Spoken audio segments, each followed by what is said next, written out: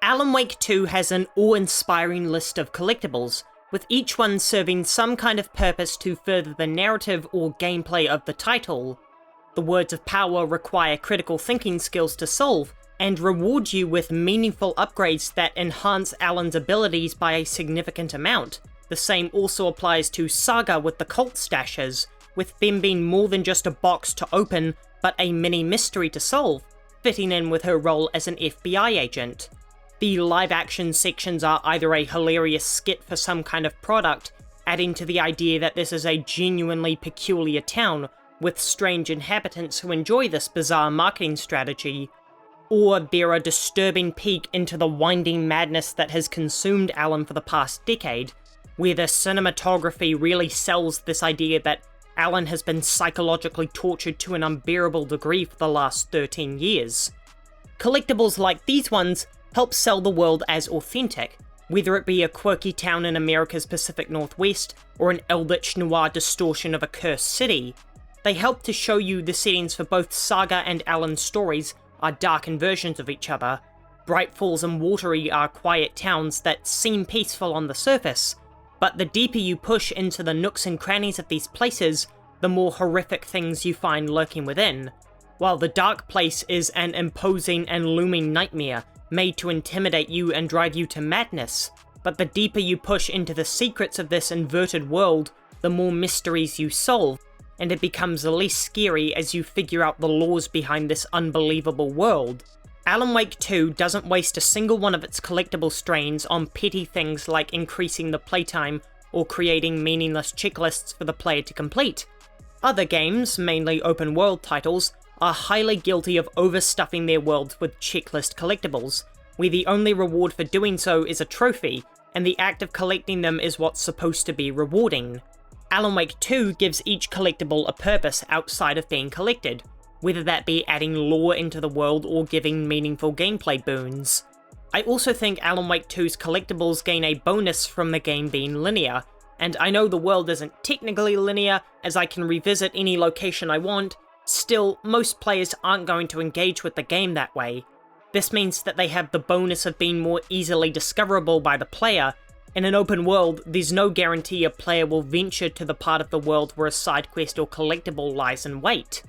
In Alan Wake 2, the player is guaranteed to at least walk past every collectible in the game, making it far more likely for them to be found. This is why the upgrades in the game are tied to the collectibles, because the player always has a chance to see any upgrades they need.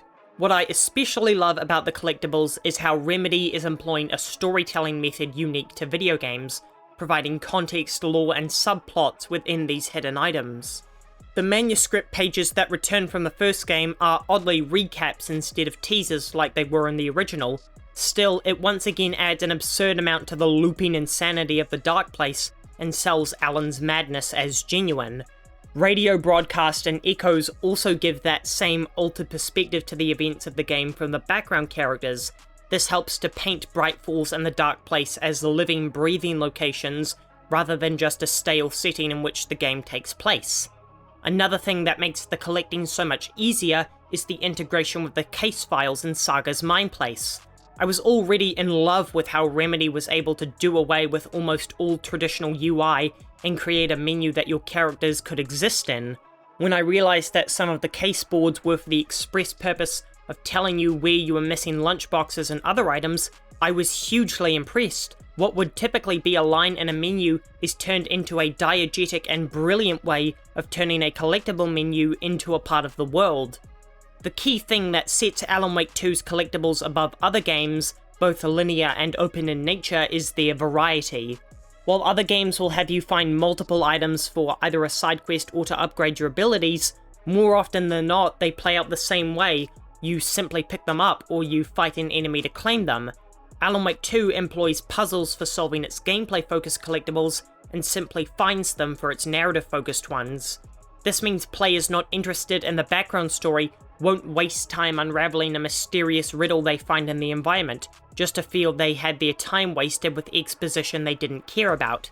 Instead, Alan Wake 2 rewards those players more interested in the gameplay with more gameplay, having to figure out the solution to a puzzle, and when they solve that gameplay puzzle, their reward is a gameplay boost.